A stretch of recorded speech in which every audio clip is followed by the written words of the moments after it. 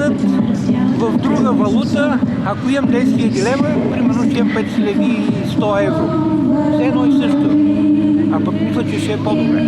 Много държави са приели еврото, така че не би трябвало да има някакви особени затруднения, свързани с еврозоната. Аз подкрепям влизането ни.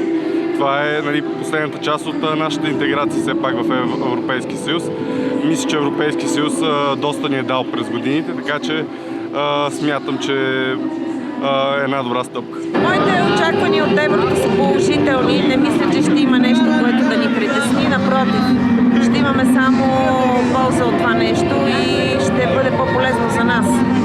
Всеки, който тръгне да пътува, няма да има проблем да отива, да сменя валута. Сега всичко ще бъде нормално, така че не мисля, че има проблем. Дори хората в търговските обекти вече са готови и нямат никакви притеснения от това, че ще трябва да приемат евро, да връщат лева или каквото и да било. Това са нормални неща, с които просто за една седмица ние ще свикнем.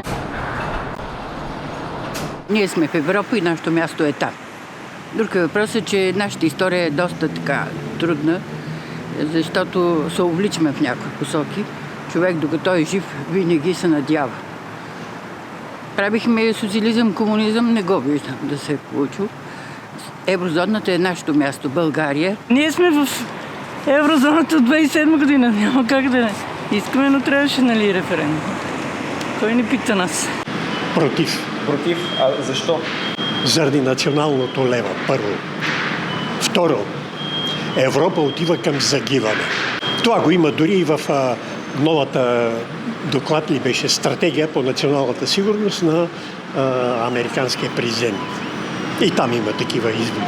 Така че и еврото, и Европа отиват, може би аз няма да бъда жив, когато това стане, но натам отива работата. The awareness campaign is a bit weak, and there are vulnerable populations that I'm not sure are very well aware of what should be done, especially in the first months after the introduction of the euro. Older people living in remote areas,